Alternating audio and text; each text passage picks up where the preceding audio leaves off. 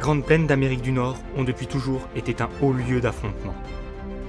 Depuis des décennies, deux tribus se défient pour dominer ces terres.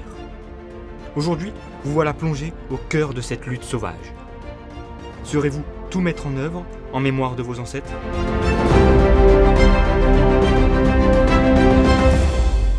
Laissez-moi tout d'abord vous présenter ces prairies tant convoitées par vos tribus.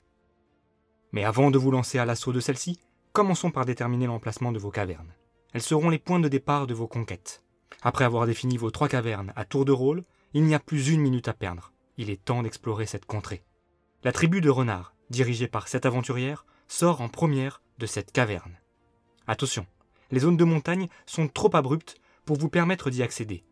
Et cela, qu'importe votre tribu. Notre aventurière décide donc de se rendre sur cette zone de prairie. La tribu de serpents, dirigée par cet aventurier, décide quant à elle de se déployer directement sur cette zone. Cela lui permet de faire la rencontre d'un aigle. En effet, ces plaines regorgent d'animaux qui seront sans nul doute d'une grande aide dans votre quête des territoires. Continuez ainsi à tour de rôle votre déploiement, soit depuis une autre de vos cavernes, soit en poursuivant votre exploration depuis un de vos précédents emplacements.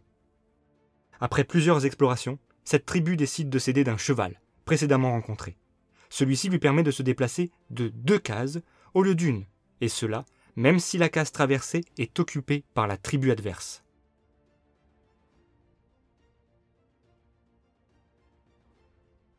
À son tour, cette tribu souhaiterait explorer cette zone de plaine, mais une montagne lui bloque le passage. La contourner serait beaucoup trop long. Heureusement, elle a précédemment fait la rencontre d'un aigle qui va pouvoir l'accompagner pour avancer de 2 cases en survolant une montagne. Vous commencez à percevoir toutes les stratégies de conquête et de déploiement qui s'offrent à vous. Et après une lutte sans merci, nos 2 tribus sont maintenant déployées sur l'ensemble de ces terres. Voyons qui a su mettre en œuvre toutes ses capacités afin de dominer ces grandes plaines. Pour cela, analysons chaque zone de prairie continue. Dans cette zone, par exemple, nous pouvons voir que 3 renards se sont déployés contre 1 serpent. C'est donc la tribu des renards qui est majoritaire et qui totalise un nombre de points égal au nombre de bosquets présents dans cette zone, plus 1 point par cascade. Dans ce premier exemple, il y a 5 bosquets et 0 cascade, soit 5 points pour cette première zone. Après avoir vérifié chacune des zones, le résultat est sans appel. La tribu des renards est nettement supérieure. Elle a su aujourd'hui déployer toute sa stratégie et termine avec 23 points contre 15 pour les serpents. Mais que nous réserve l'avenir ? Serez-vous, vous aussi, mener votre tribu à la victoire ? Pour mettre toutes les chances de votre côté.